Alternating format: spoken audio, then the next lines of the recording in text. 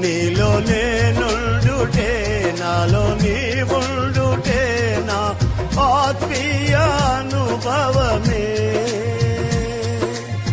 పరిశుద్ధాత్ముని అభిషేకముతోనే పరిపూర్ణత చెందేదా.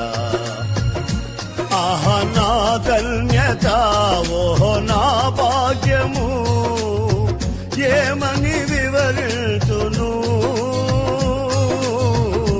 ఏమని వివరితును.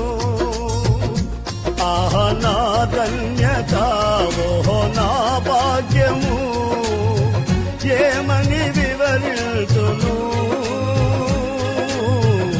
ఏమని వివరితును.